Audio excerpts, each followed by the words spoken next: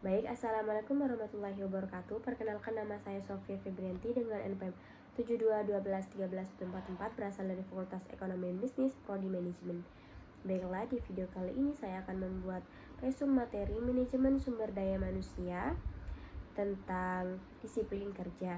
Disiplin kerja merupakan cara berkomunikasi atasan dengan bawahannya, atasan dengan pegawainya, bagaimana dapat mengubah perilaku dan kesadaran mereka dan meningkatkan kesadaran mereka untuk selalu mematuhi peraturan-peraturan atau norma-norma yang berlaku di dalam suatu perusahaan. Disiplin kerja sendiri menjadi sangat penting karena apa? Disiplin kerja merupakan peraturan-peraturan yang dibuat dalam perusahaan agar mereka bisa menaati dan perusahaan bisa berjalan dengan baik dan lancar. Bentuk-bentuk disiplin kerja sendiri ada dua, yaitu disiplin preventif, di mana disiplin kerja ini mendorong untuk setiap karyawan patuh mematuhi setiap peraturan-peraturan yang ada di dalam suatu perusahaan dan mencegah mereka untuk tidak melakukan hal-hal yang negatif. Bisa dengan menunjukkan sikap atau pola pikir kita bagaimana karyawan harus bertindak sesuai dengan peraturan-peraturan yang ada di dalam suatu perusahaan. Yang kedua yaitu disiplin korektif. Pada disiplin preventif sendiri ditekankan untuk mencegah terjadinya hal-hal yang melanggar peraturan-peraturan. Yang kedua yaitu disiplin korektif. Disiplin korektif sendiri merupakan disiplin untuk mengoreksi ketika kita telah melakukan pelanggaran yang ada, maka kita harus diberikan sanksi sebagai hukumannya. Sanksi yang diberikan sesuai dengan pelanggaran yang telah kita buat.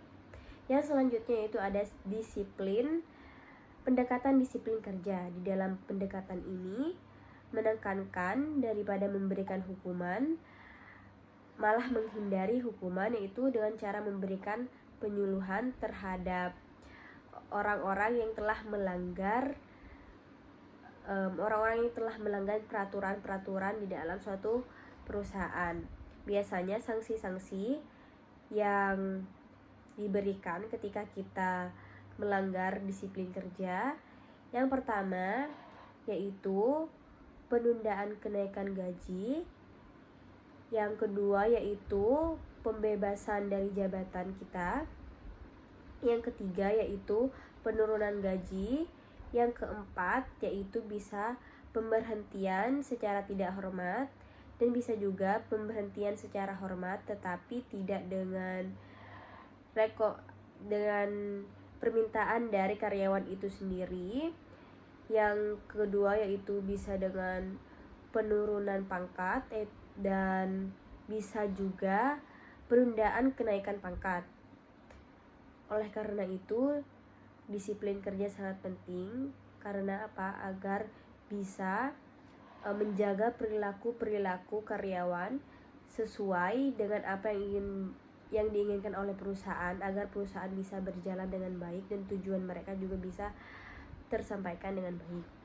Cara mengelola disiplin kerja para karyawan bisa dilakukan dengan cara, sebenarnya disiplin kerja ini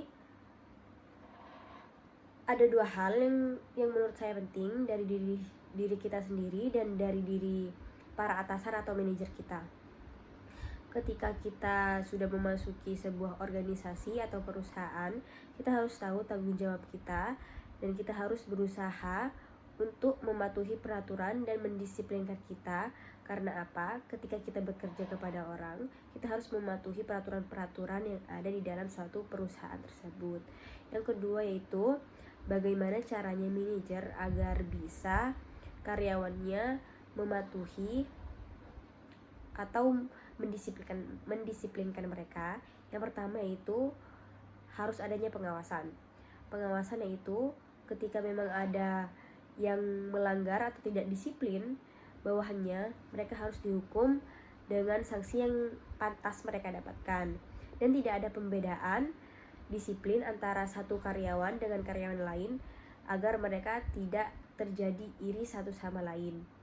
Yang terakhir yaitu indikator-indikator dari disiplin kerja, yaitu yang kita bisa terapkan, yaitu yang pertama, datang ke kantor tepat waktu.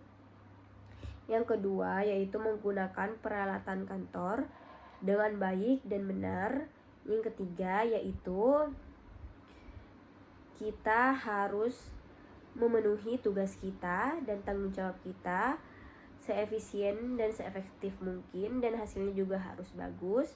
Yang terakhir yaitu kita harus menggunakan seragam-seragam atau atribut-atribut yang diharuskan digunakan ketika kita di perusahaan, dan ketika kita mau tidak masuk kita harus izin. Segitu saja materi yang bisa saya sampaikan. Kurang lebihnya saya memohon maaf. Wassalamualaikum warahmatullahi wabarakatuh.